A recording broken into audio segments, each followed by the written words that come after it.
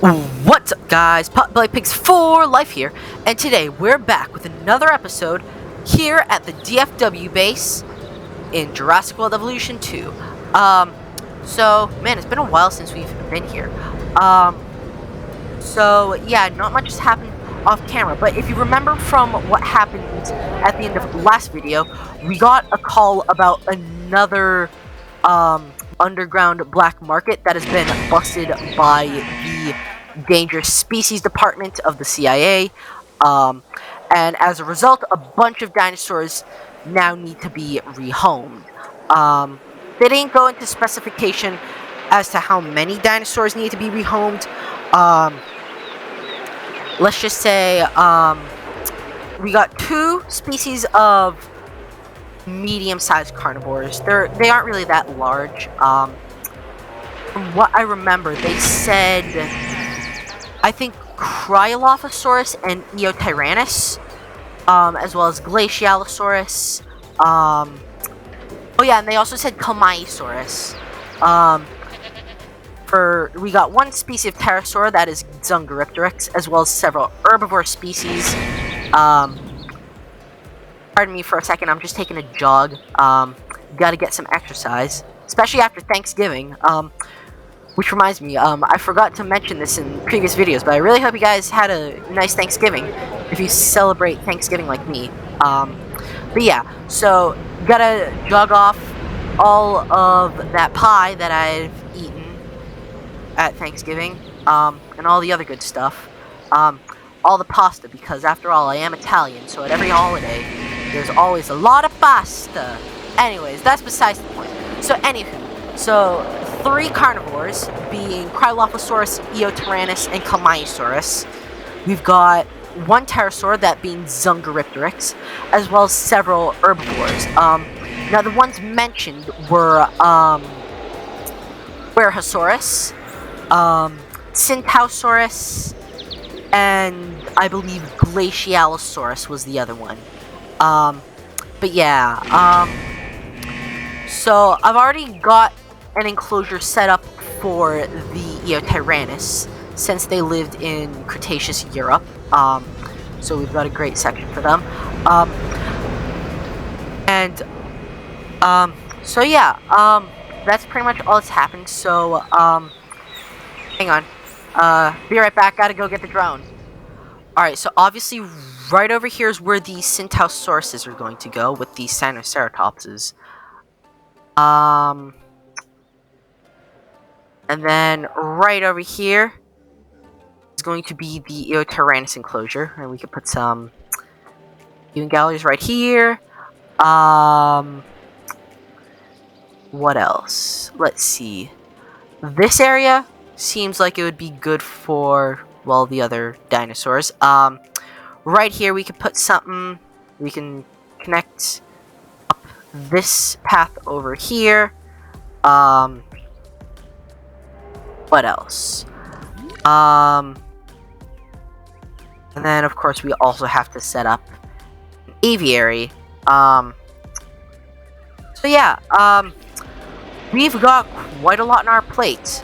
And then afterwards, I'm just going to go through a brief tour of our sort of paleo zoo.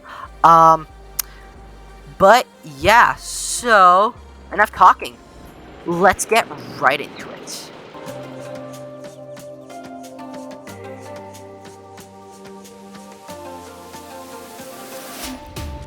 Alrighty guys, so already kicking things off, we transported the Syntausaurus in with the Sinoceratopses, and we are working on the Glacialosaurus enclosure as we speak. So really quickly, I want to talk to you guys about the upcoming DLC for Jurassic World Evolution 2, that being the Dominion Malta expansion. So I mentioned this in an earlier video. We're going to use the Atrociraptors as Utahraptors, and those are going to go with like like Ceratops and Ceratops, Echinocephalus, Parasaurolophus cirricristatus, as well as Talosampsoni, because unfortunately they're not adding Microceratus, so we're going to continue to use Troodon as Talosampsoni. Anyways, so, I know it's not going to be the most accurate, and instead we are going to group the Kyparowitz Formation and the Cedar Mountain Formation, where Utahraptor was found, into just Cretaceous Utah. So, it also seems like the Morus intrepidus is going to remain the movie size, as it is described as a tiny carnivore, so we're most likely going to use it as Mononychus. Oviraptor is going to stay as Oviraptor. The 2022 variant of Iguanodon is going to be used as the Layangosaurus, which was a species of hadrosaur that lived in the Guangxi group, which is where Sinoceratops, Syntasaurus, and other dinosaurs were found. Sorry if you could hear my brother in the background. He's just doing brother stuff, I guess. Anyway, yes, they are similar, but I did notice some sort of subtle differences. The two main differences I noticed is that in the Evolution 2 model that we have currently, the tail is more thin and flexible, whereas the tail in the 2022 variant is more stocky and stiff.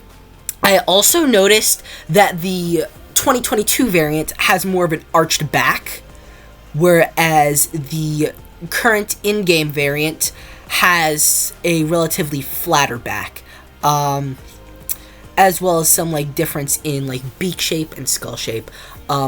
So it's better off that we use it as another species. I also forgot to mention that we're going to be using the feathered Dimorphodon variant as sort of an Antarctic relative of Dimorphodon, so they lived in Antarctica. Later in the video, I end up adding another aviary, as you can see, like, shortly. That's going to be for the Antarctic Dimorphodon. So, there have been pterosaur fossils found in Antarctica in the Hansen Formation.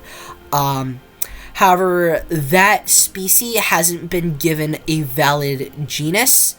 It hasn't been given, like, a name. So,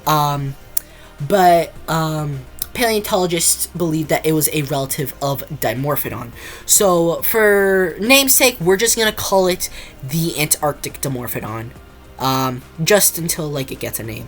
I also wanted to mention that I'm most likely not going to do a playthrough of the new campaign, because in terms of storyline, it makes absolutely no sense to the sort of storyline that I've got going on.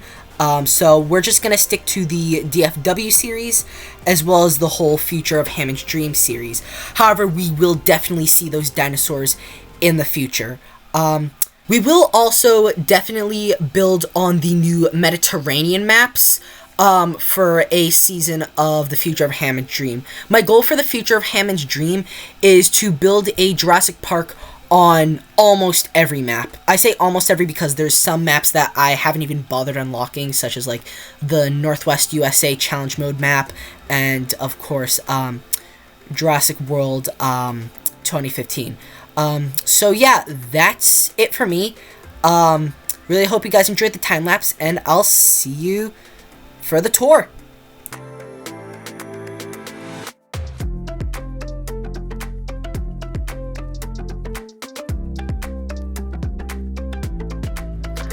Alright guys, so now that we finished transporting the rescued dinosaurs, now I'm going to give you guys a tour of the park. So you walk in, so you enter via this little check-in station, I guess. And so you walk in and you're greeted by this main street with loads of amenities and other guest facilities, I guess. And then right up here you've got the Innovation Center, where you can learn all about the dinosaurs, the park, very similar to the one in Jurassic World, except a little bit different. Except, well, I mean, not different. It's exactly like the one in Jurassic World, because we got some of the architects from Jurassic World to help us with this park. And so, if we go to our left, we will now be entering the Jurassic Asia section. We're right over here. We have an enclosure for some Monolophosaurus. Right over here, you can see quite a few Monolophosaurus actually. All by the little pond that we made for them. Alright. And so, we're gonna start by going this way. So right over here, we've got, more enclosures. So yeah. So, and we got more amenities. So, okay, so the idea with this is, so basically the goal of the DFW is to provide a safe haven for any dinosaurs that have A, been released to the wilds after the Lockwood Manor incident, but we also provide refuge for dinosaurs that have been involved in the black market. So right over here we've got a tour. Drive the tour. Perfect. Alright. So right in here we've got sort of stegosaurid type thing. We've got some gigant Spinosaurus and some Huaynosaurus. This I think is the gigant Spino. And this is the Huaynosaurus.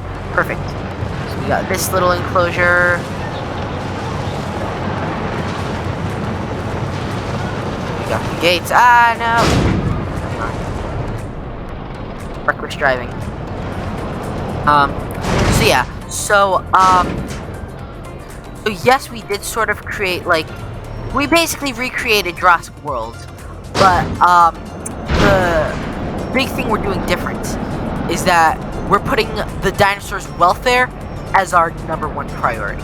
So, so if you really think about it, Jurassic World has been operating for 10 years. It's operated for 10 years before its downfall, and it only really started to decline and, like, go up in flames when they started creating hybrids. So I came to the conclusion that the reason that Jurassic World fell is because they didn't see the dinosaurs for what they were. They saw them as amusement park attractions, nothing more and nothing less. And so that's what led to the creation of the Indominus Rex. And then we all know what happened there. But before that, Jurassic World has been up and running for 10 years. And so speaking of, right here, we've got the Momentusauruses. So yeah, so, Jurassic World can be successful.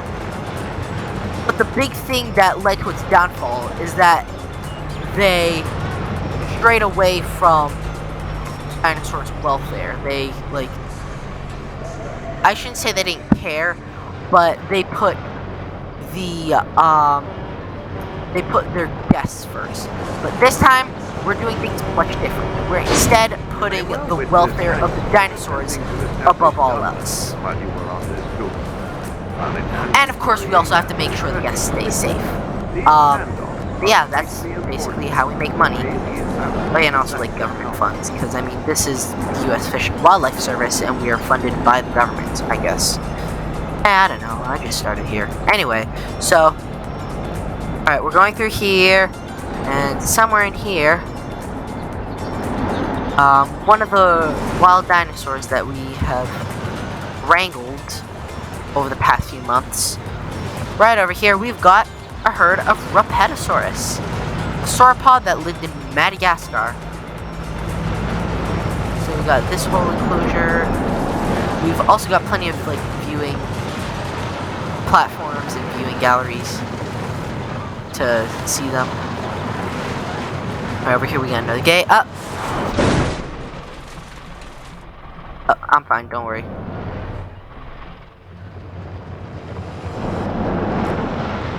Alright, let's see. try to make your visit to the park as safe as Right, here we go. In we go. And then last part before we're on the tour. you're here. So we have measures Right to here. protect our guests Somewhere in from what here. could prove to be dangerous and unnerving. We've got the Werehosaurus, one of the newest additions to the park. But yeah, that's it on the tour, so let's head back to the station. Perfect. So now, we're gonna walk by, right over here, and you can either go one of two ways. So, at the end of the day, this is like a giant loop, basically. So, you could either go this way, but we are instead going to go this way. So we got some more viewing of the Werehosaurus with the aforementioned viewing galleries. But right over here, we've got one of many aviaries. That's just a spare aviary in case we have to rescue any more pterosaurs. Right in here, we have got the Zungarictors. So another one of our newest additions to the park. And now moving on, we've got loads of seating. And then right over here, we're gonna follow the path. You know, loads of forest and other stuff. Right in here, we have got the apex predator of Madagascar at the time. In here, we have got right over here. Right over there, you can barely see it. The Majungasaurus. Hang on, let's see if we can get a better view. Yeah, I'm gonna whip out the drone. There we go. Right over here, we've got a Majungasaurus.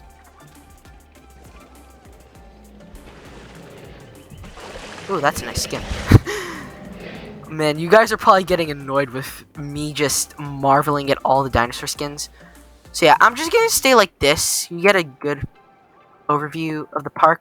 Right over here, we've got a little guest section where guests can stay. They get here via the monorail. Right in here, we have got the Cryolophosaurus enclosure. Yeah, honestly, this is much easier. I'd rather do this than, like, walk. Ooh. Hang on. This one. This is a nice skin. I like that skin a lot, actually. Alright, there should be 4 of them in here. Another... Oh, my bad. Another new, addition. Right in here, we've got some Glacialosaurus.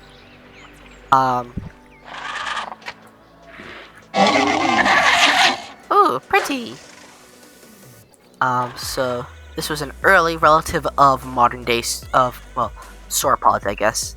I shouldn't say modern day because sauropods, like, I don't know. I mean, I guess they're living now, but they used to not be, I guess. I don't know. I don't know what I'm talking about. Right in here, another apex predator, or I shouldn't say apex predator, but, like, pretty, like, cunning killer somewhere in here.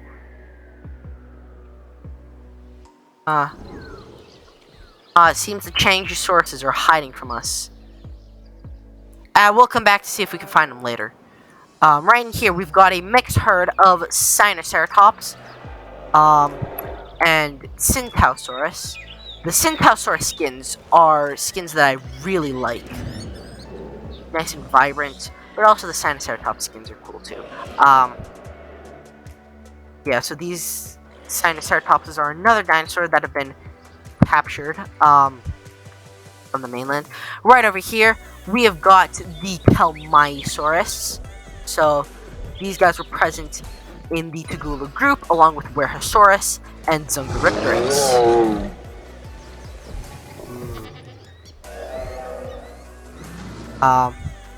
Right over here, we've got another aviary for the Polyborhynchus, which is a pterosaur from Cretaceous Europe. Very spooky. Oh yeah, I remember last episode, Cabot was talking about his ex-wife, and how they're actually pretty similar. That was kind of funny. We got another tour, actually, going into the Sinoceratops and Centaurosaurus enclosure, and this next enclosure, you can see right here, includes the Polacanthus. This isn't a Polacanthus, but this is an Iguanodon. Polacanthus should be somewhere in here. Where does one find a Polacanthus? Polacanthus? I don't know where's the Polacanthus. Let's see if we can find them. Where does one find... Ah, Polacanthus, right over here.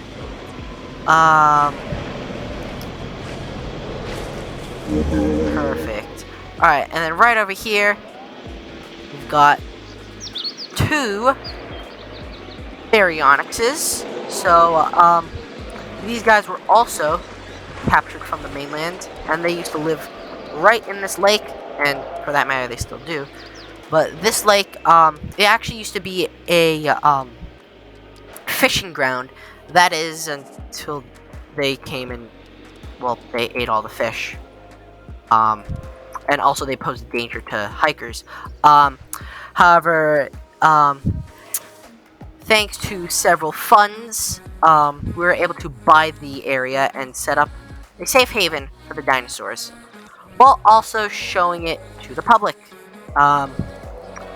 Profit, I guess. I don't know. I'm not really a businessman. Anyways, and so right here, we have got the Eotyrannus. So, a relatively small-sized carnivore from the, are you drinking the dirt? I don't know. So these guys are from Cretaceous Europe. They would have preyed on Iguanodon and, Polacanthus for that matter, as well as several other dinosaurs, like, I don't know, Hypsilophodon. And right over here, we've got the aforementioned Changjusauruses.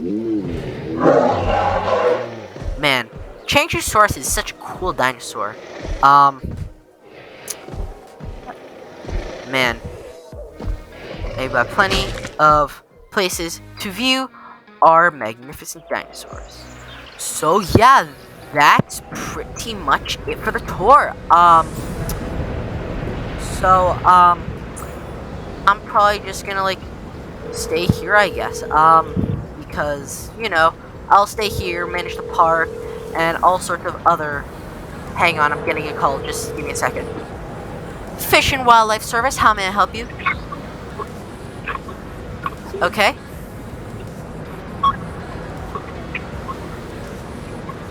Alright, great, I guess I'll head out there as soon as I can. Alright, no problem, bye-bye. Alright, just got a call from a park ranger in California, and I guess that the dinosaur problem is really bad out in California. So, yeah, I guess we gotta head out to California and go deal with that. But that will have to be for next episode, because, well, cliffhangers, I guess. So yeah, really hope you guys enjoyed today's episode. If so, please make sure to leave a like and subscribe to see some more Minecraft, Planet Zoo, and Jurassic World Evolution 2 content. And I will see you guys next time. Peace out.